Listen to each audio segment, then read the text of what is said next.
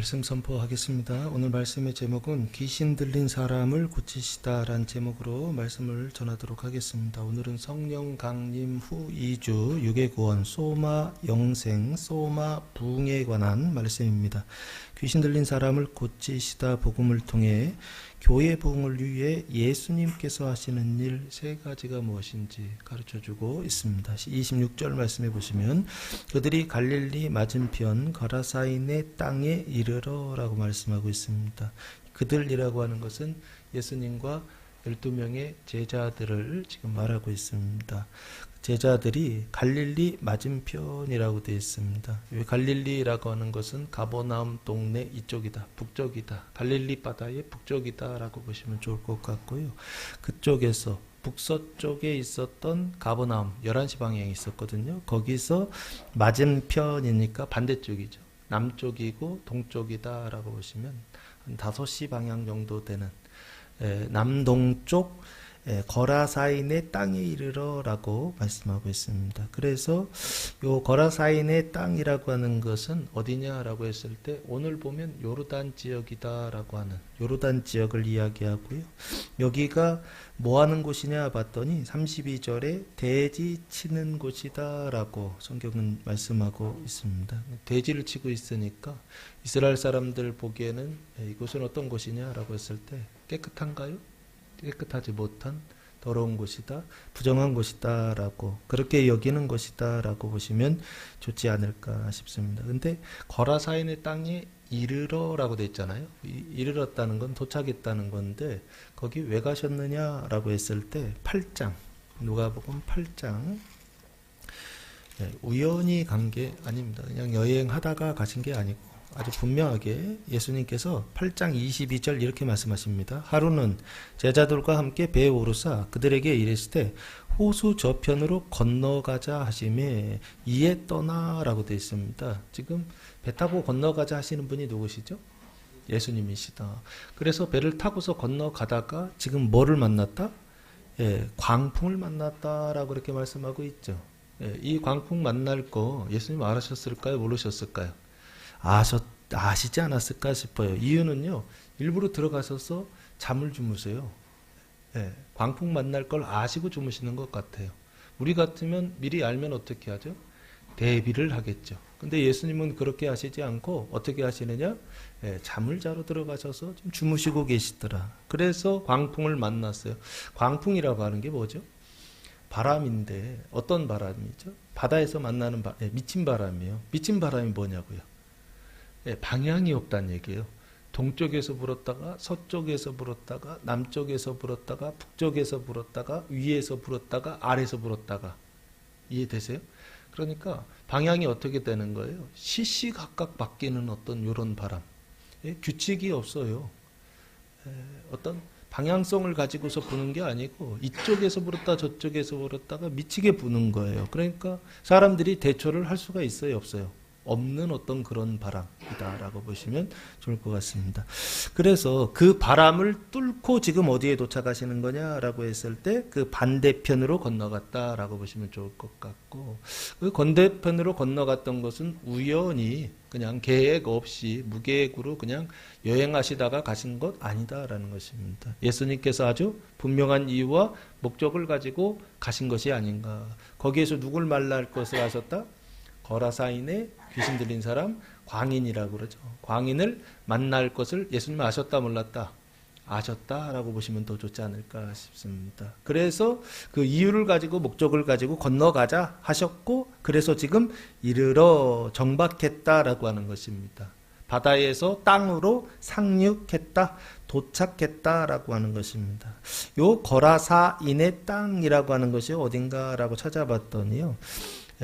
요르단 지역이 있고 그리고 구약에서는 길르앗 지역이다라고 되어 있는 곳입니다. 길르앗은 어디냐라고 했을 때 모세가 이스라엘 백성들을 데리고 출애굽했을 때 광야 40년이 지나 그 마지막 40년 때 요단강 동편을 점령하지 않나요?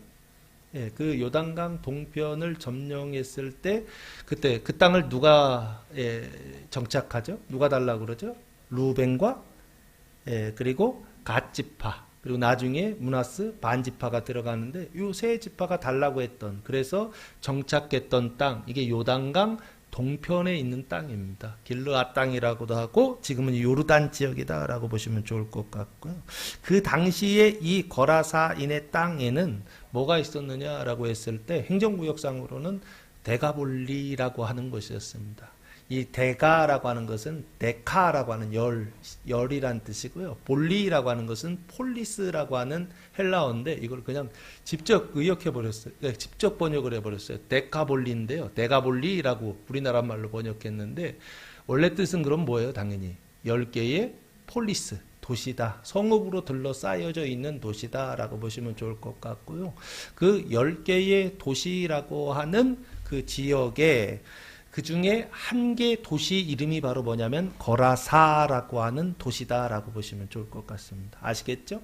요단강 동편에 10개의 도시가 세워졌어요. 원래 있었던 도시는 아니고 로마가 어떻게 하기 위해서 요충지로서, 군사의 요충지로서 동쪽에서 오는 적군의 그 침입을 막기 위하여서 뭐 한 거예요? 인위적으로 만들어낸 도시예요.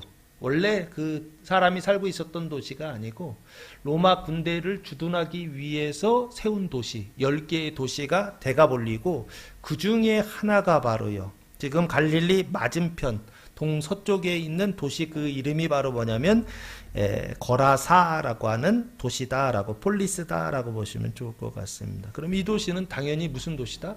군사 도시다라고 보시면 좋을 것 같고요. 군대의 요충지다라고 봐야 될까요? 그리고 거기에서 물물, 동쪽에 있었던 물물이 서쪽으로 들어오는 관문 같은데요. 그래서 거기가 경제의 요충지다라고까지 보셔도 좋지 않을까 싶습니다. 어쨌든 거라사인의 땅에 이르러라고 했을 때 이 거라사인은 결국에 지리적으로 조금 더 이렇게 더 크게 보시면 이스라엘의 끝자락이죠. 그렇죠? 이스라엘이라고 하는 나라가 세워져 있고 그 나라의 땅이 이 요단강 동편 여기까지거든요. 그런데 이 요단강 동편에 있었던 그 끝자락을 지금 뭐라고 부르냐면 데가볼리, 그 중에 거라사라고 그러죠. 그러면 그걸 넘어가요. 그 데가볼리를 넘어가. 그럼 거기는 뭐죠? 열방이다라고 보시면 좋지 않을까. 그러면 여기는 이스라엘의 끝이고 열방이 시작되는 어떤 지점, 이해되세요?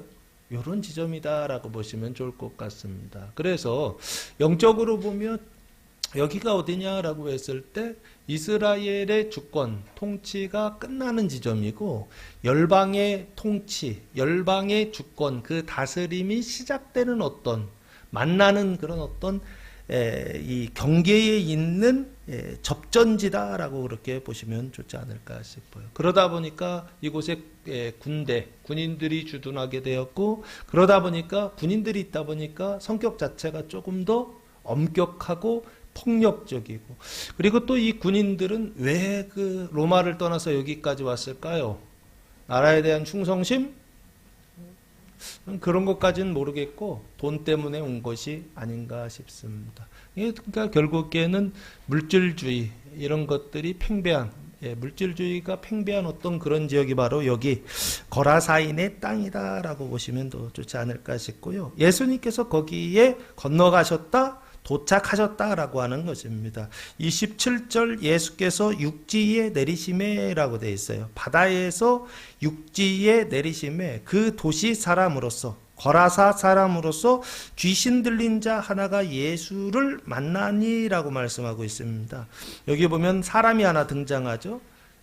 그 거라사에 살고 있는, 도시에 살고 있는 사람인데 이 사람의 상태는 어떤 상태냐? 귀신 들린 상태다라고 말씀하고 있습니다. 귀신이라고 하는 단어는 다이모니온이라고 하는 단어를 사용했고요. 그리고 뒤에 들린이라고 하는 것은 에코라고 하는 단어를 사용했는데요. 귀신에 붙잡혔다라고 하는 것입니다. 그 귀신에 그래서 소유가 된 사람이다라고 보시면 좋을 것 같고요. 그래서 다이모니온이라고 하는 것은 귀신이라고 번역했는데 원래 뜻은 신적인 존재, 악마라고 하는 뜻을 가지고 있습니다. 그래서 악마의 지배를 받는 자 하나를 만났다라고 보시면 좋지 않을까 싶고요. 그 하나가 예수를 만나니라고 말씀하고 있습니다. 이것은 우연일까요? 예수님 입장에서는 계획된 일이요, 하나님의 경륜 안에 있었던 일이다라고 보시면 좋지 않을까 싶고요. 그러면 이 사람은 귀신 들린 사람이라고 한다면 예수님은 지금 어떤 상태이죠? 귀신의 지배를 받고 귀신의 귀신에게 사로잡힌 들린 어떤 이런 상태가 아니죠. 예수님은 정반대로 뭐의 지배를 받고 있죠? 하나님의 통치와 하나님의 지배 아래에 있는 자, 사람, 그게 누구시죠? 인자 예수님이 아신가 싶습니다. 그러면 조금 영적으로 보면 양쪽으로 딱 대립이 되죠. 예수님은 하나님의 통치를 받고 있다고 한다면 이 사람은요, 귀신의 통치를 받고 있는 그 두 사람이 지금 만났다라고 하는 것입니다. 이게 우연일까요? 성경에서 무엇인가를 메시지로 우리에게 전달하고 있는 게 아닌가 싶습니다. 그래서 귀신 들린 자 하나가 예수를 만나니라고 되어 있습니다. 만났다. 그 사람은 어떤 사람이냐 이렇게 소개합니다. 첫 번째는요, 오래 옷을 입지 아니하며라고 되어 있어요. 이 옷이라고 하는 단어가 히마티온이라고 하는 단어를 사용했는데요, 옷이라고도 번역하고 대표적으로는 우리가 입는 겉옷 있죠. 바깥에 입는 이 겉옷을 히마티온이라고 하는 단어로 많이 사용합니다. 이 사람은 옷을 입지 않았다는 것입니다. 근데 언제 기간 동안, 오랜 시간 동안 옷을 입지 않았다라고 하는 것이고요. 두 번째, 이 사람은 집에 거하지 아니하고라고 되어 있습니다. 이 집이라고 하는 단어는 오이키아라고 하는 단어인데요, 거처라고 하는 뜻을 가지고 있습니다. 그러다 보니까 집이다라고 번역을 해놨고요. 뒤에 세 번째, 이 사람은 어디에 거하고 있느냐? 무덤 사이에 거하는 자라라고 말씀하고 있습니다. 무덤이라고 하는 게 뭐죠? 무덤은 산 사람이 사는 곳인가요? 아니죠. 죽은 사람, 그 시체를 뭐 하는 것이죠?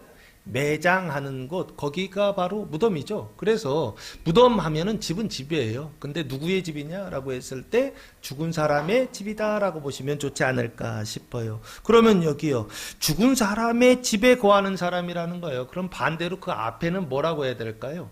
살아있는 사람의 집이요. 살아있는 사람이 거처해야 되는 그 집에는 살지 아니하고 어디에 산다? 죽은 사람이 사는 집에, 그 거처에 살고 있었던 사람, 그 사람이 바로 누구다? 지금 귀신 들린 사람이다라고 하는 것입니다. 그래서 이런 사람을 뭐라고 그러죠? 광인이다라고 부르고, 그리고 이런 사람을 뭐라고 그러죠? 주류에서 벗어난 어떤 이런 사람들요, 이거를 야인이다라고 그렇게 부르지 않나요? 그래서 떨어져서 혼자 사는 어떤 이런 종류의 사람들을 야인, 근데 그 중에 좀 미쳤어 그러면 광인이라고까지 부르는 이런 생활을 하고 있었던 사람, 이게 바로 귀신 들린 사람입니다. 그런데 시간적으로 보면은 오랜 시간 동안 그렇게 하고 있었다라는 거예요. 그 얘기는 무슨 얘기인가요? 그 지배가 이제 시작된 게 아니고 한참 동안 지배에, 그 사망의 지배 가운데, 그 귀신의 그 붙잡힌 가운데, 그 괴로운 가운데 살고 있었던 사람이요. 그래서 뭐가요? 삶 속에 사망이 드러나고, 그래서 영벌의 삶을, 이 세상에서 지옥의 삶을, 그 괴로움 속에 살고 있었던 사람, 그게 바로 누구냐면 귀신 들린 사람이다라고 성경은 말씀하고 있는 게 아닌가 싶고요. 28절 말씀해 보시면, 예수를 보고 부르짖으며 그 앞에 엎드려 큰 소리를 불러 이르되, 지극히 높으신 하나님의 아들 예수여, 당신이 나와 무슨 상관이 있나이까? 당신께 구하노니 나를 괴롭게 하지 마옵소서 하니라고 말씀하고 있습니다. 예수님을 봤어요. 그리고 부르짖으며, 이 부르짖다라고 하는 단어가 아나크라조라고 하는 단어를 사용했는데, 까마귀가 깍깍거리듯이 크게 소리 질렀다라고 하는 뜻입니다. 고함을 지르다라고 하는 뜻인데요, 그러니까 일반적인 사람의 소리, 목소리가 아닌 거죠. 이건 귀신 들린 사람의 어떤 미친 소리 같은, 그 좀 뭐랄까, 몸속에 이런 소리를 들으면, 사람의 소리를 들었을 때는 아무렇지도 않지만 이런 귀신 들린 사람의 소리를 들으면 이게 소름 돋는다 그러잖아요. 어떤 그런 소리로 부르짖으며 그 앞에 엎드려 예수님 앞에 엎드려 절했다는 것입니다. 절하면서 큰 소리로 불러 이르되 예수님께 지금 뭔가를 말씀을 드려요. 근데 그 뒤에 내용을 보니까 간구했다, 기도했다는 거예요. 그럼 이 기도는 지금 누구의 기도인 거예요?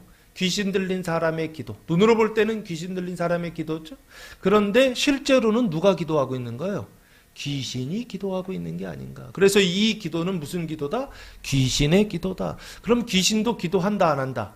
귀신도 기도한다라는 것입니다. 성도들이 이 땅을 살아가면서 신앙생활하면서 많은 기도를 하나님께 드립니다. 근데 그 드리는 기도가 하나님께 드리는 하나님의 자녀의 기도가, 하나님의 아들들의 기도가 있는 반면에 또 어떤 기도가 있다?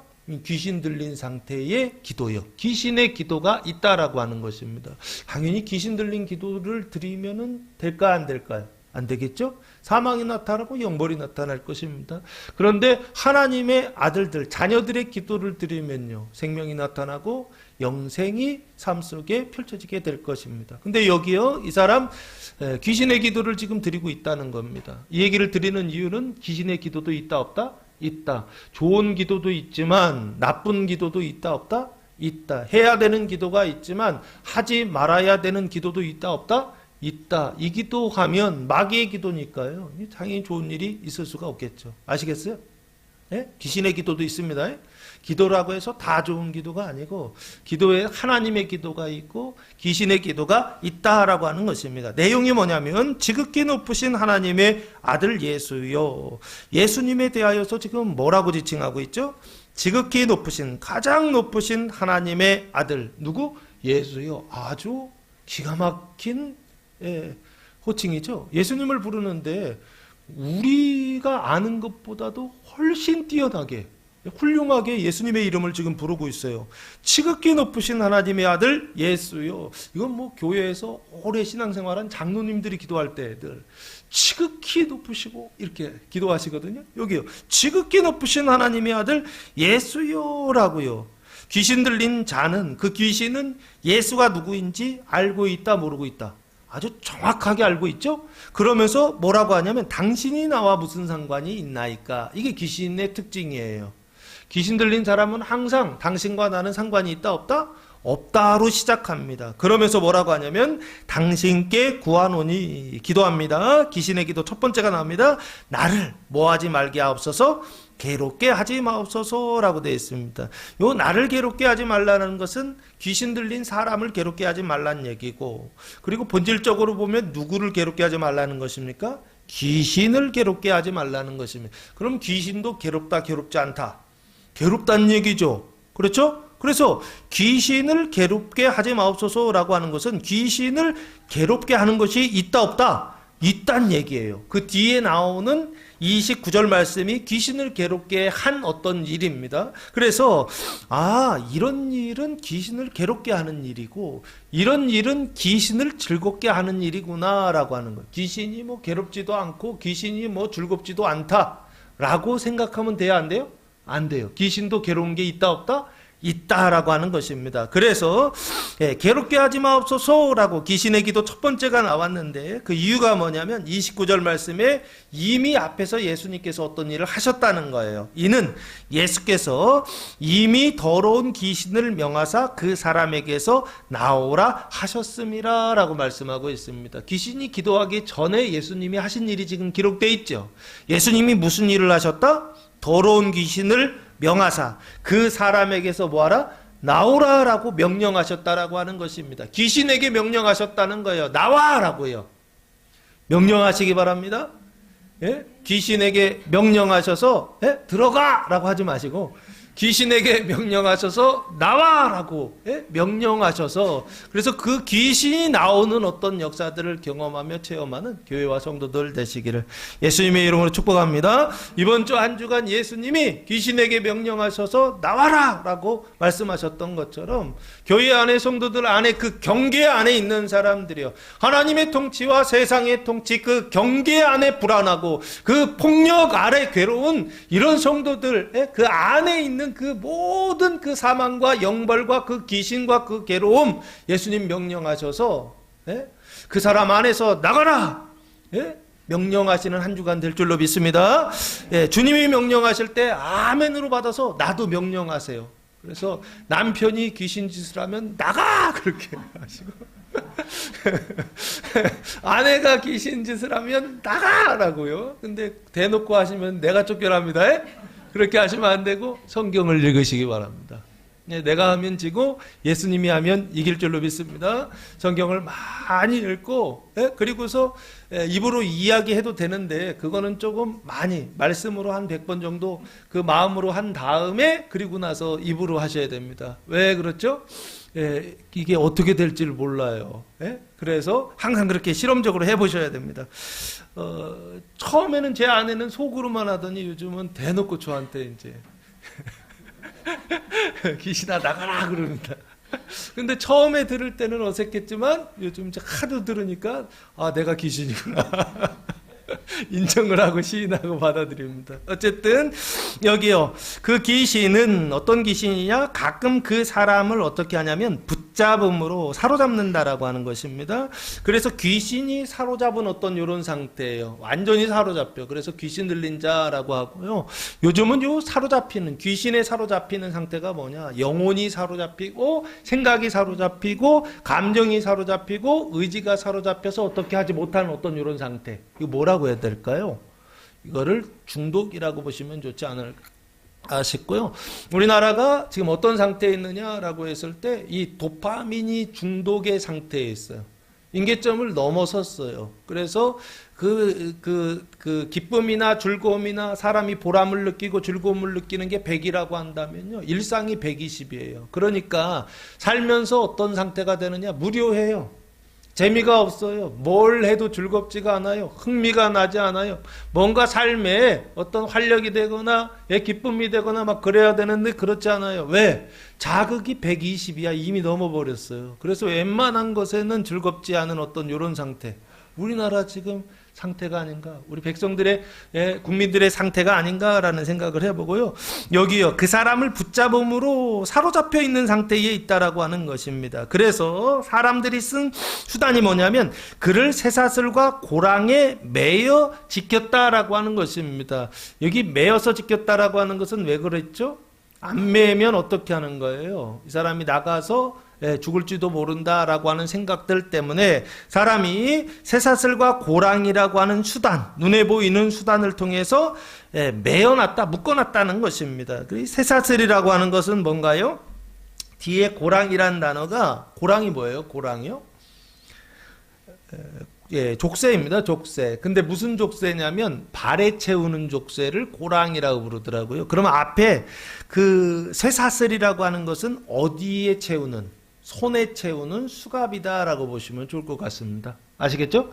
그러면 손에는 수갑을 채우고 발목에는 어떻게 한 거예요? 고랑을 채워서 새 사슬을 채워가지고 결국에는 묶어놓고 매어놓았다라고 하는 것입니다. 그런데 그 맨 것을 어떻게 했다?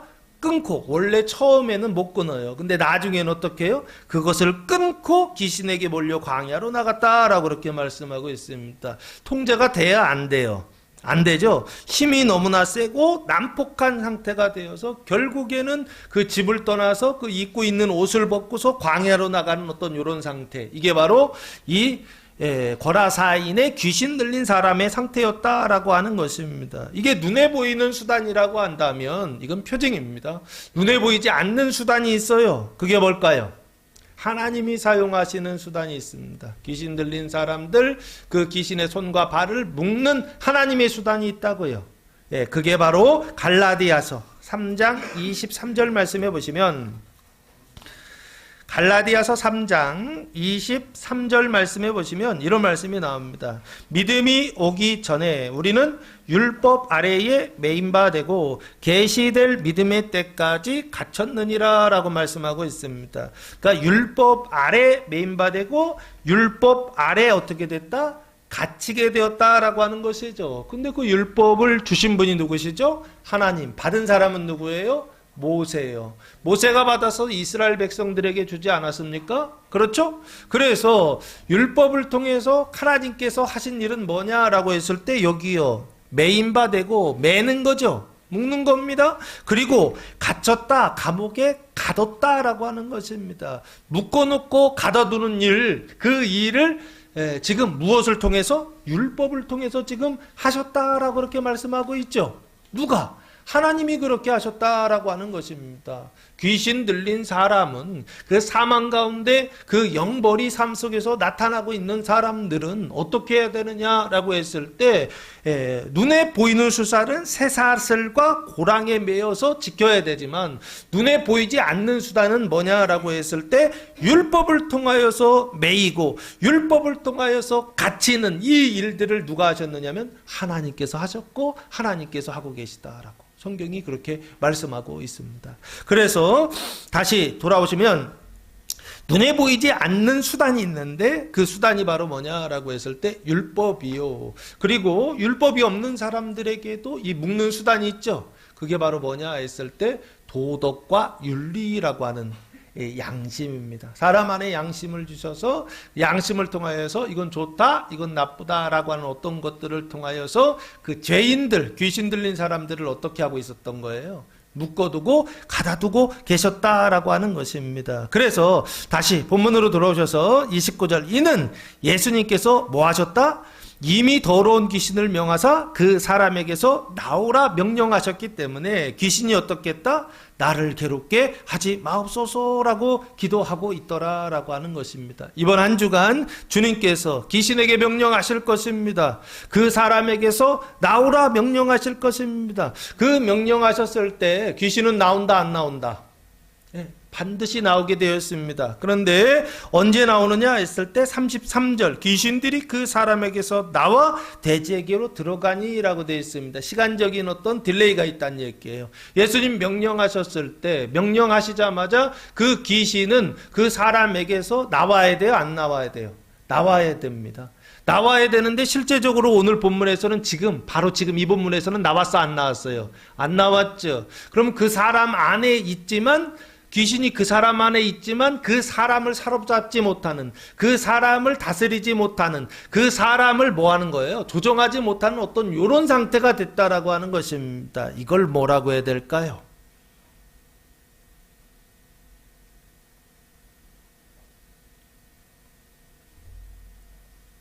이걸 영적으로 뭐라고 해야 될까요? 원래 그 안에 귀신이 사로잡아야 되거든요. 그래서 붙잡혀야 되거든요. 근데 그게 끊어졌어요, 지금요. 이번 주에 그 일이 일어날 것입니다. 그게 바로 뭐냐 했을 때 갈라디아서 3장 24절 말씀해 보시면 이렇게 말씀하고 있습니다. 이같이 율법이 우리를 그리스도께로 인도하는 초승교사가 되어 우리로 하여금 믿음으로 말미암아 뭐를 얻게 하려 함이라? 의롭다함을 얻게 하려 함이라 라고 말씀하고 있습니다. 요 의롭다 하심을 지금 성경은 뭐라고 얘기하느냐 했을 때 귀신아 나오라 라고요. 그 사람에게서 나오라 라고 예수님 명령하시더라는 것입니다. 그 명령과 함께 귀신은 그 사람 안에서 그 주권이요, 그 다스리는 것이요, 그 사람을 잡는 어떤 일들을 할 수 있다 없다? 없게 되었다는 것입니다. 그 사법적인 어떤 권리를, 권능을 빼앗기게 되었다라고 하는 것입니다. 그것을 뭐라고 해야 될까라고 했을 때 저는 그것을 생명의 잉태, 의롭다 하심이라고 보면 좋지 않을까 싶고요. 그 의롭다 하심이요, 생명이 잉태되는 장소가 어디냐라고 했을 때 거라사인의 땅이다라고 예수님 말씀하고 계시더라는 것입니다. 이스라엘과 열방의 그 경계에 예수님께서 의도적으로 가셔서 광풍을 뚫고 그곳에 가셔서 귀신 들린 사람을 만나셔서 하셨던 첫 번째 일이 뭐냐라고 했을 때 그 사람을 품는 것입니다. 그 사람을 어디요? 그 생명 안에, 그리스도의 몸된 그 공동체 안에요. 그 안에 된 그 교회 안에요. 그 뱃속에요. 그 자궁 안에 누구를 품는다고요? 이 거라사인의 귀신 들린 사람을 품는 것이요. 생명의 그 잉태를 예수님 지금 뭐라고 말씀하시느냐? 나오라 명령하시더라 라고 하는 것입니다. 이번 한 주간 주님께서 이 일을 하실 것입니다.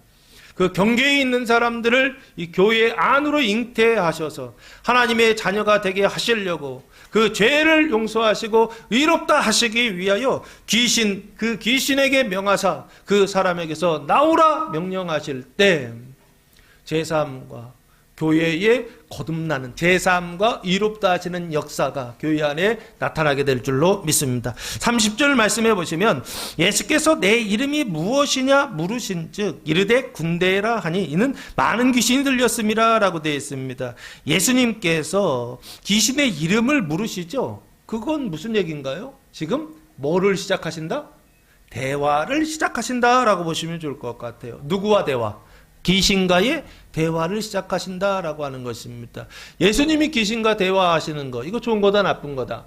좋은 겁니다. 우리가 귀신과 대화하는 거, 이거 좋은 건가 나쁜 건가요? 나쁜 겁니다. 왜 나쁘죠? 예수님은 귀신 위에 계시고 우리는 귀신하고 싸워서 이길 수 있어요, 없어요? 이길 수 있으면 하셔도 돼요.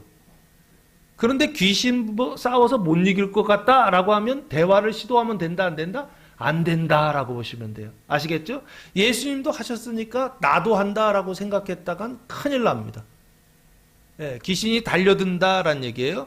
여기 예수님의 그 권세 때문에 귀신이 내 이름이 무엇이냐 물으신즉 신문하듯이 물으십니다. 덤벼들지 않는 이유는 왜 그러냐? 예수님이 영적으로 세시기 때문에, 그 권세 때문에 덤벼들지 않는 것입니다. 예, 이름이 무엇이냐 했을 때 이름이란 단어는 오노마라고 하는 단어입니다. 예, 성격, 권위라고 하는 예가 있는데 이 사람의 본질, 그러니까 귀신의 본질이 뭐냐는 것입니다. 네가 가지고 있는 성격이 뭐냐라고 하는 것입니다. 그랬더니 귀신이 대답합니다. 예수님께 대답해요. 군대라 하니라고 되어 있습니다. 그 귀신의 이름이 뭐다? 군대. 그래서 이 헬라어로는 이 군대가 뭐냐면 레기온이라고 하는 단어입니다. 이 레기온은 원래 뜻이 뭐냐면 로마의 군대 편제라고 보시면 됩니다. 그 이름이 뭐냐면 우리나라에도 중대, 그리고 대대, 그리고 연대, 사단, 뭐 이렇게, 그리고 뭐 우예, 뭐 사단 우예가 뭐죠? 군단이라고 그러나요? 이렇게 군대 편제가 있거든요. 여기도 군대 편제인데 그 레기온이라고 하는 군대는 뭐라고 부르냐면 군단이라고 부릅니다. 로마의 군단이라고 부르고요. 그 군단 안에는 군인들이 몇 명 있느냐 했을 때 4천에서 6천 명의 군사들을 부를 때 지금 군단, 레기온이라고 부르고요. 그 레기온 안에는 보병, 기병, 그리고 그것을 지원하는 지원병이 그 안에 편제로 구성되어 있습니다. 그래서 이 군대라고 하는 것은 결국에 뭘 얘기하느냐 했을 때 귀신들도 오합지졸이 모여가지고서 이렇게 있는 귀신이 아니라 이 귀신은 뭐가 있는 거예요? 안에 계급이 있고 편제가 있고, 그래서 어떻게 되는 거예요? 다 조직되어져 있는 훈련된 어떤 귀신들이란 뜻입니다. 그래서 여기요, 조직적이고 훈련된 사망의 군대라 하니라고 보시면 좋을 것 같고, 그러면 군대라고 하는 것은 이 정도 군대라고 한다면 일반 사람들이 싸워서 이길 수 있을까요, 없을까요? 없습니다. 그곳이 어디냐? 이스라엘과 열방의 그 경계예요. 그 경계에 있는 사람들의 상태예요. 그래서 영벌이 나타나서 그 어떤 폭력적 그 괴로움 속에서 그 영벌의 삶을 살고 있는, 지옥의 삶을 살고 있는 이 사람들이요, 여기 안에 이 레기온이 들어가 있다. 레기온의 상태다라고 하는 것입니다. 많은 귀신이 들렸습니다. 들어갔다라고 하는 것입니다. 그럼 생각해 보세요. 이게 사람이라고 한다면 이 사람 안에 레기온 군대 귀신이 들어가 있다는 것입니다. 근데 귀신이 몇 명이 들어갔다? 조금만 잡아도 4천 명이 들어갔다는 것입니다. 그러면 4천 명의 인격이 이 안에서 뭐하고 있는 거예요? 지배하고 작동하고 있다라고 보시면 좋을 것 같고요. 그러면 그 사람의 그 생은 어떻게 되는 건가요? 지옥이 되는 것입니다. 31절 말씀해 보시면 무적행으로 들어가라 하지 마시기를 간구하더니라고 말씀하고 있습니다. 간구했다는 것은 기도했다는 얘기죠. 기도했다는 얘기는 귀신의 기도, 두 번째 기도가 이거예요. 무적행으로 뭐 하지 말라, 들어가라 하지 마시기를 간구했다라고 하는 것입니다. 그러니까 마귀가 그 귀신이 무서워하는 게 뭐예요? 무적행을 무서워한다는 것입니다. 그러면 귀신 보고 나가라 이렇게 하면은 귀신이 조금 덜, 근데 무적행으로 들어가라 그러면 귀신이 무서워한다, 안 무서워한다? 무서워요. 그거 자체로 무서워요. 왜? 우리는 무적행이 뭔지 모르는데 귀신은 무적행을 알아 몰라요? 알아요. 그래서 귀신에게 무적행으로 들어가라 하면 우리는 무슨 뜻인지도 모르고 얘기하는데 귀신은 그게 무슨 뜻인 줄 알고 벌벌 떨더라는 것입니다. 여기 무적행으로 들어가라 하지 마시기를 강구하는데 강구하는 게 사람이에요? 귀신이에요? 사람이지만 귀신입니다. 귀신이 하는 거예요. 그러니까 가장 귀신이 무서워하는 게 무적행이에요. 보니까요. 그럼 무적행이 뭐예요? 지옥이죠. 시면이라고도 번역하는데 이 무적행이라고 하는 단어는 아비소스라고 하는 단어를 사용했는데요. 지옥의 심연이다. 가장 깊은 곳이다 라고 보시면 좋을 것 같고 이게 어디에서 나오냐면요. 요한계시록 9장에 보시면 여러 곳에서 나옵니다. 근데 그 중에서 찾아보니까 9장 1절 말씀이 그냥 가장 무난한 것 같아요.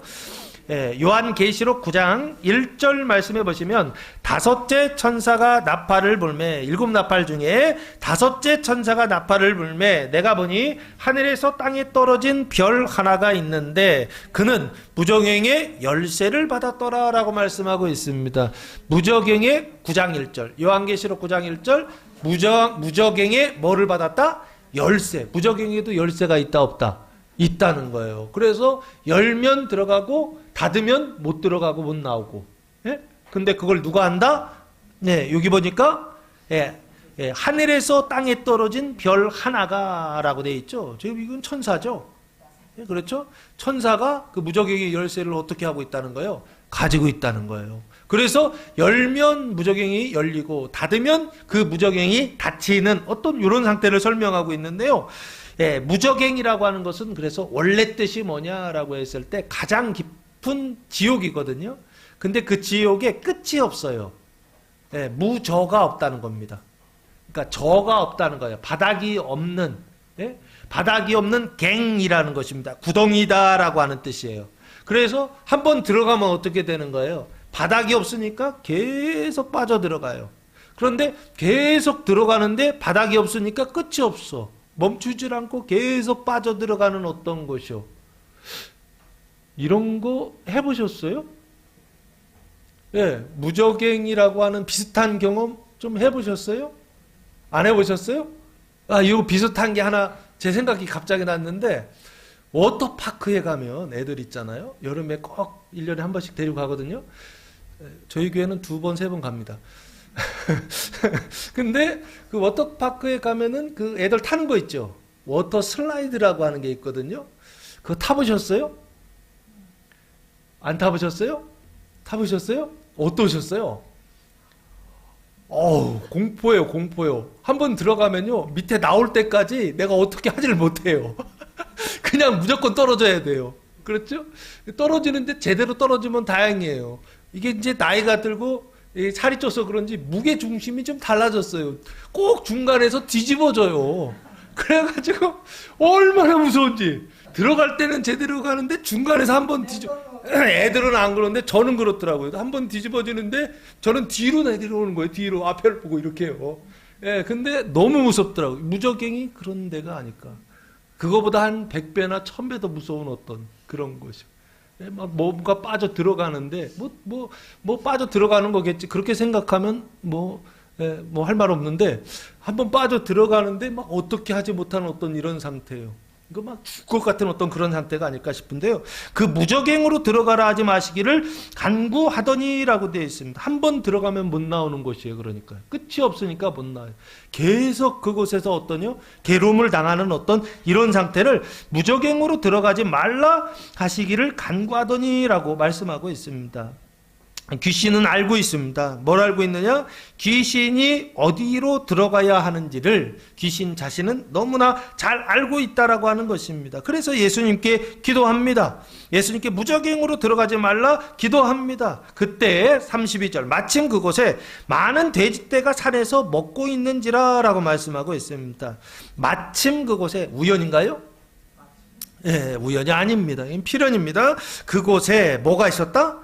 많은 돼지떼가요. 왜? 군대 귀신이 들어가야 되니까 많은 돼지떼가 산에서 먹고 있었다라고 되어 있습니다. 중요한 것은 여기 들판에서 돼지떼가 있는 게 아니죠. 지금 이 돼지떼는 어디에 있는 돼지떼다? 산에서 지금 방목하고 있었던 돼지떼다라고 보시면 좋을 것 같고요. 그 산에서 먹고 있었다, 방목하고 있었다는 것입니다. 귀신들이 그 돼지에게로 들어가게 허락하심을 간구하니라고 말씀하고 있습니다. 간구했다는 얘기는 기도했다는 얘기죠. 그럼 몇 번째 기도다? 세 번째 기도입니다. 세 번째 기도는 뭐냐라고 했을 때 돼지에게로 들어가게 허락해 달라라고 하는 것입니다. 그 허락해 달라고 기도했더니 예수님은 참 자비로우신 분이세요. 그렇죠? 무적행으로 들어가라 라고. 저 같으면 좀 짓궂어가지고 너 지금까지 나 괴롭혔지? 그러면서 어떻게 너도 당해봐. 그러면서 무적행으로 들어가라. 뭐 안 들어가더라도 그렇게 하고 싶어요. 그렇지 않나요? 근데 예수님은 그렇게 안 하시고 뭐라고 그러냐면 이에 허락하시니라고 그렇게 말씀하고 있습니다. 이 허락하다라고 하는 것은 에피드레코라고 하는 단어를 사용했는데요. 돌아서다라고 하는 뜻입니다. 돌아서다라는 얘기는 무슨 얘기인가요? 원래는 그렇게 하려고 했다는 거예요. 근데 바꿨다는 얘기죠. 돌아서다, 그래서 허락하다, 자유와 면제를 주다라고 하는 뜻을 가지고 있습니다. 허락하시니 33절 말씀에 귀신들이 그 사람에게서 나와 돼지에게로 들어가니 그때가 그 비탈로 내리다라 호수에 들어가 몰사하거늘이라고 말씀하고 있습니다. 예수님께서 허락하시니까 어떻게 했다? 군대 귀신 들린 그 귀신이 그 사람에게서 어떻게 했다? 나왔다는 거예요. 그 사람 안에 들어가기도 하지만 그 사람 안에서 어떻게 해요? 밖으로 나오기도 한다는 거죠. 그 사람에게서 귀신들이 나왔다는 것입니다. 그래서 어떻게 했다?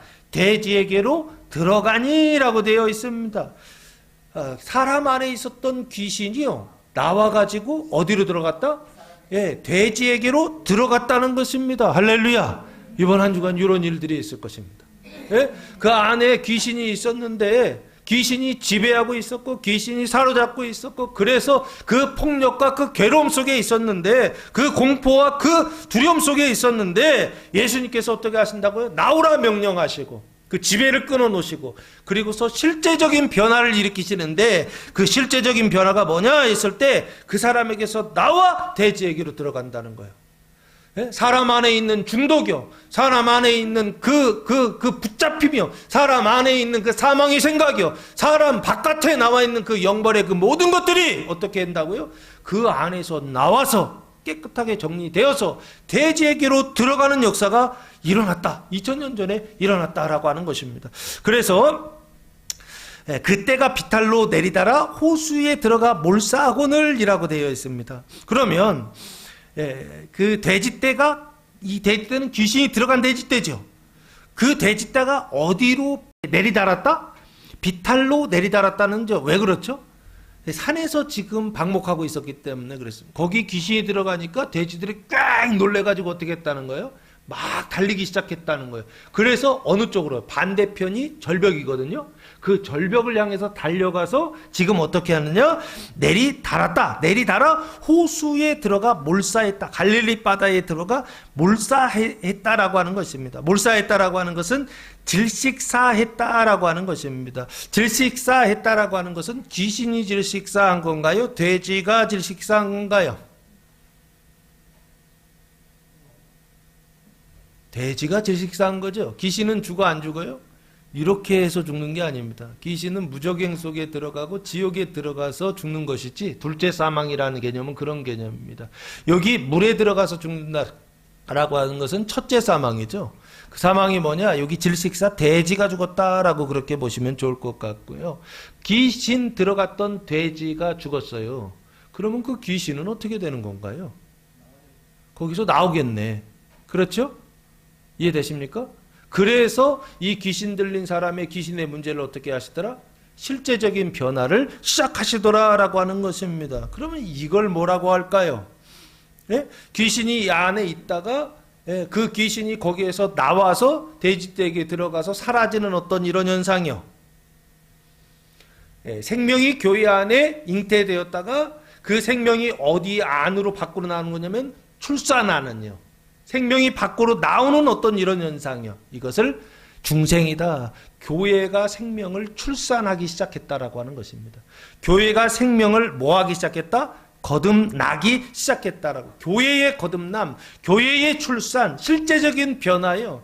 믿음 안에 있지만, 성경 안에 있지만, 말씀 안에 있지만, 이스라엘과 열방 그 경계에 있는 사람들이 어떻게 해요? 실제적인 생명의 통치가 시작되는 구원이 지금 여기요. 귀신이 몰수하는 이 일을 통하여서 시작되더라라고 성경이 말씀하고 있더라라고 하는 것입니다. 돼지가 몰수하는 게 나 무슨 상관이 있냐고. 예?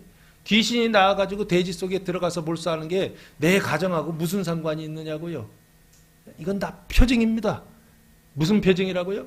내 안에 있었던 귀신이요, 우리 안에 있었던 사망이요, 우리 가정 안에 있었던 그 모든 중독 현상들이요, 이것들이 지금 어떻게 된다고요? 그 안에서 나와서 돼지 안으로 들어가서 몰사하는 끝장나는 어떤 일들을 눈에 보이는 어떤 현실로 보여주시는 게 아닌가 싶습니다. 실제로 이렇게 보여주시지 않으면 보여 안 보여요? 안 보인다라고 하는 것입니다. 내 안에 뭐가 있었는지도 모르고 걔가 나가서 어떻게 됐는지도 모르고, 그러니까 어떻게 해요? 일부러 산에서 치고 있었던 돼지 가운데로 들어가서 그 돼지가 어떻게 해요? 물속에 들어가서 몰사하는 어떤 이런 일요. 이런 일로 그림으로 우리에게 지금 보여주시더라라고 하는 것입니다. 그래서 사람이 실제적으로 사망에서 생명으로 변화되는 일이요, 거듭나는 일, 가능하다 불가능하다, 가능하다라고 하는 것을 무엇을 통해? 귀신 축사를 통해서 지금 보여주는 것입니다. 하나님 나라라고 하는 것은 어떻게 되는 것이냐라고 했을 때 이런 식으로 된다라고 하는 것을 표징으로 보여주고 있다라고 하는 것입니다. 주님께서 이번 주간 이 일을 하실 것입니다. 귀신이 그 사람에게서 나오게 하셔서 돼지에게로 들어가게 하셔서 몰사하는 어떤 이 일들을 주님께서 이번 주에 하실 것입니다. 주께서 이 일을 하실 때 기뻐하고 찬송하는 성도들 되시길 예수님의 이름으로 축복합니다. 34절, 치던 자들이 그 이루어진 일을 보고 도망하여 성내와 마을에 알리니라고 되어 있습니다. 뭘 쳐요? 돼지를 치는 자들이 그 이루어진 일을 보고, 그 이루어진 일은 뭐죠? 귀신이 어떻게 해요? 나갔죠. 그래서 어디로 들어가? 돼지에게로 들어가 뭐한 일? 몰사한 일을 보고서 어떻게 한 거예요? 이 사람들도 놀래가지고 도망쳤다라고 하는 것입니다. 그리고 도망친 장소가 어디예요? 성내와 마을에 알리니. 성내라고 하는 것은 폴리스라는 단어고요. 폴리스는 마을은 마을이야. 근데 성이 둘레가 쌓여져 있는 성이에요. 이해되세요? 성으로 둘레가 경계가 되어져 있는 걸 폴리스라고 한다고요. 그럼 뒤에 나오는 마을은요, 아그노스라고 하는 단어를 사용했는데 얘는요, 마을은 마을인데 경계가 없어요. 성이 없어요. 그래서 뭐처럼 마을이나 들이나 경계가 없으니까 그냥 똑같아. 이런 마을입니다. 아시겠죠? 그래서 성내와 마을에 알리니 통지했다라고 하는 것입니다. 35절 말씀에 사람들이, 마을 사람들입니다. 그 이루어진 일을 보러 나와서, 성 밖으로 나온 거죠. 마을 밖으로 나와서 어떻게 했다? 예수께 이르러 귀신 나간 사람이 옷을 입고 정신이 온전하여 예수의 발치에 앉아 있는 것을 보고 두려워하거늘이라고 말씀하고 있습니다. 그러니까 이 사람들이 그 얘기 듣고 예수님께 왔죠. 와서 어떻게 한 거예요? 귀신 들린 나간 사람이 옷을 입고 있더라는 거예요. 그리고 정신이 어떻게 됐다? 정신이 온전해졌다는 거예요. 그리고 어디 앞에 앉아 있다? 예수의 발치에 앉아 있는 것을 보고. 이게 말이 안 되는 일이죠. 왜 그렇죠? 앞에서 이 귀신 들린 사람 쇠사슬과 고랑에 어떻게 했었던 사람이에요? 매여가지고도 지켜도 그것을 끊고서 도망가던 사람이 귀신 들린 사람이었거든요. 그 험악했던 사람이 지금 어떻게 하고 있다? 예수님 앞에 그 순한 양처럼 옷을 입고서 가만히 정신이 온전해져서 앉아있더라라고 하는 것입니다. 그게 이 사람들한테는 어떤 뭐다? 두려워하거든. 두려운 어떤 일이었다라고 하는 것입니다. 보고 두려워했다라고 하는 거예요. 그래서 36절, 귀신 들렸던 자가 어떻게 구원받았는지를 본 자들이라고 되어 있습니다. 그러면 이 본 사람들은 아까 34절에 누구였나요? 치던 자들이죠. 돼지 치던 자들이 그들에게 이름에 그 이르다라고 하는 것은 무슨 뜻인가요? 자들이 그들에게, 그 마을 사람들에게, 두려워하던 사람들에게 이름에라고 하는 건 무슨 얘기예요? 일러주었다라고 하는 것인 건가요? 알려주었다라고 하는 것인가요? 도착했다라고 하는 뜻인가요? 그럼 뒤를 좀 봐야 되겠죠? 그래서 거라사인의 땅 근방 모든 백성이 크게 두려워하여 예수께 떠나가시기를 구하더라라고 말씀하고 있습니다. 그러면 여기요, 그 사람들이 이름에 이렇게 구했다라고 하는 것은 여기 이름에라고 하는 게 도착했다는 뜻이 아니죠. 알려줬다는 얘기입니다. 그러니까 그 얘기를 듣고 마을 사람들이 어떻게 했다는 거예요? 거라사인의 땅 근방 모든 백성이 크게 두려워하여 예수께 뭐하기를 구했다, 떠나시기를 구하였다라고 하는 것입니다. 이거는 기도이죠. 근데 누구의 기도다? 이번에는 백성들의 기도예요. 근데 그 백성들의 기도도 지금 예수님을 지금 뭐 하라는 거예요? 떠나시라고 지금 기도하고 있죠. 이해되세요? 거라사인의 땅에서 떠나시기를 기도하는 거, 이게 백성들의, 그 땅 백성들의 기도이고, 그 백성들도 결국에는 어떤 상태에 있다는 거예요? 그 지배와 통치 아래 있다라고 하는 것을 지금 보여주고 있는 게 아닌가 싶고요. 그러니까 그 예수님은요, 참 오늘 기도하는 것들마다 첫 번째 기도, 두 번째 기도, 세 번째 기도, 이게 네 번째 기도거든요. 기도마다 다 들어주세요. 근데 아무 말도 안 하셔. 그냥 바로 행동하세요. 예수께서 배에 올라 돌아가실세라고 되어 있습니다. 그러면 지금 배는 어디 있는 거죠? 거라사인의 땅, 그 바닷가에 있겠죠. 그 이방 지역의 그 배에 올라서 지역에서 어디로 가신 거예요? 돌아가셨다는 것은 원래 장소로 돌아가시는 것이죠. 26절에 보면 갈릴리라 그러셨거든요. 그 갈릴리 이스라엘 땅으로 돌아가실세라고 하는 것입니다. 그럼 돌아갔다라고 하는 것은 백성의 기도에 대하여 예수님 어떻게 하셨다? 응답하셨다라고 보시면 좋을 것 같고, 38절 말씀해 보시면 귀신 나간 사람이 함께 있기를 구하였으나 라고 되어 있습니다. 그러니까 마을 사람들은 떠나시라라고 강구했는데 귀신 나간 사람은 어떻게 해요? 나는 함께 있기를 원합니다. 예수님께 그렇게 구하였으나 기도했다라고 하는 것입니다. 이 기도는 들어주실까 안 들어주실까? 마지막 기도입니다. 5번째 기도. 귀신의 기도도 들어줘. 첫 번째, 두 번째, 세 번째 기도 다 들어줬어. 네 번째 마을 사람들 떠나라고 하는 그 기도도 들어주셨어요. 근데 여기 귀신 들린 사람의 기도는 들어줘 안 들어줘? 이게 주님이 하시는 일이라. 예수님은 모든 기도를 들어주신다? 아니죠. 들어줘야 될 기도는 들어주고 들어주지 말아야 될 기도는 안 들어주시죠. 그래서 여기 마지막이요. 귀신 들린 사람이 함께 있기를 구하였다, 기도했다라고 하는 것입니다. 그때 예수님의 반응은 뭐냐 했을 때 예수께서 그를 보내시며 이르시되 돌려보내셨다는 것입니다. 깨끗하게 귀신 나간 사람입니다. 돌려보내시며, 고쳤으니까 데리고 쓰는 게 더 낫지 않나요? 가까이에서, 그렇지 않나요? 예수님의 사역의 동역자로 그렇게 세워주는 게 더 낫지 않나요? 우리 생각이 그렇죠? 근데 예수님은 어떻게 하셨다? 아니에요. 그 사람을 보내시며 돌려보내셨다는 것입니다. 그리고 말씀하십니다. 집으로 돌아가. 맨날 집 나갔던 그 집이죠? 집으로 돌아가. 하나님이 내게 어떻게 큰 일을 행하셨는지를 어떻게 하라? 말하라 라고 하시니 명령하셨다는 거예요. 그가 가서 예수께서 자기에게 어떻게 큰 일을 행하셨는지를 온 성내에 전파하니라 라고 말씀하고 있습니다. 하나님이 너에게 어떻게 큰 일을 행하셨는지, 하나님이 어떻게 큰 일을 행하셨죠? 네, 실제로는 하나님이 하셨어요? 예수님이 하셨어요? 예수님이 하셨죠? 그래서 나중에 보면 그가 가서 예수께서 자기에게 어떻게 큰 일을 행하셨는지를 전파했다라고 되어 있는 것입니다. 그러면 하나님이 어떻게 하셨죠? 오늘 본문에 막 대단한 일을 하셨나요? 첫째, 귀신에게 나오라 명령하셨죠. 그 주권을 지금, 권세를 빼앗아 버리셨어요. 그리고 두 번째, 귀신이 그 돼지떼에게 들어가기를 허락해 달라고 하니까 예수님 하신 일은 뭐예요? 허락하노라, 이 끝이에요. 그러니까 귀신이 나와가지고 귀신이 돼지떼에 들어가서 그 돼지떼가 몰수하고 지가 알아서 다 해요. 뭐 대단한 일이 필요한가요? 아니죠. 주님이 하시더라는 거예요. 그리고 나서 세 번째 주님 말씀하시는데 뭐라고 말씀하시느냐 했을 때 집으로 돌아가서 전파하라, 말하라 라고 하는 것입니다. 이게 주님 하셨던 세 가지, 오늘 본문에 나오는 세 가지 일이에요.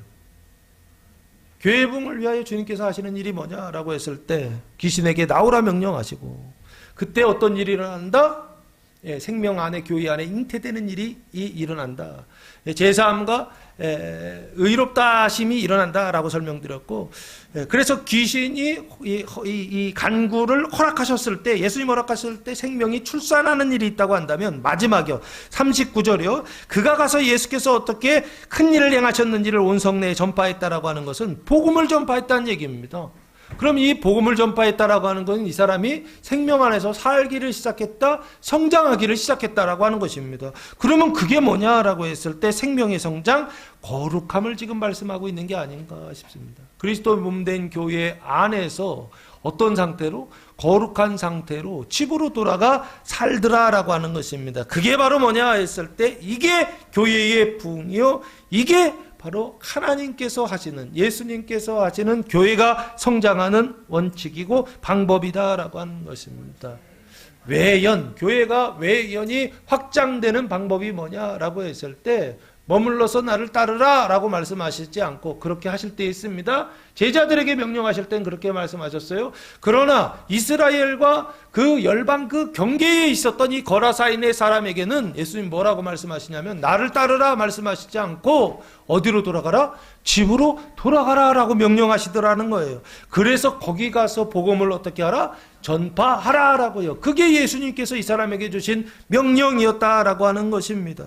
집으로 돌아가 말하라는 것입니다. 집으로 돌아가 전파하라라고 하는 것입니다. 집으로 돌아가 복음을 전파하라는 것입니다. 생명을 전파하라라고 하는 것입니다. 하나님께서 하시는 일을 전파하라라고 하는 것입니다. 그래서 그가 가서 전파했을 때 거라사 땅에 뭐가 세워졌다?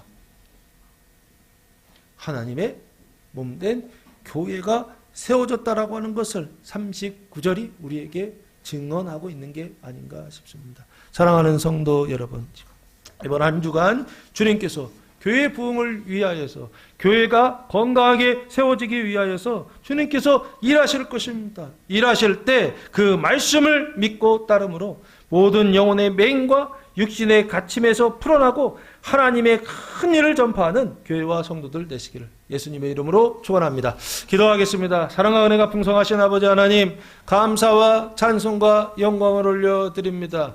죄에서 의롭게 하시고 사망에서 생명으로 거듭나게 하시고 가증함에서 거룩하게 하시는 예수님의 일을 오늘 귀신 축사를 통하여서 보게 하시니 감사를 드립니다. 이 말씀을 통하여서 주님께서 교회 안에서 이 일을 이번 한 주간 행하시는 것들을 보게 하시고 경험하게 하시고 체험하게 하시고 감사와 찬송으로 하나님께 영광을 돌리는 한 주간 되게 하옵소서. 이제는 우리 주 예수 그리스도의 은혜와 하나님 아버지의 번하신 사랑하심과 성령의 교통하심이 사랑하는 성도들 머리 위에와 가정 위에와 교회 위에 이제로부터 영원토록 함께 하시기를 간절히 축원하옵나이다. 아멘.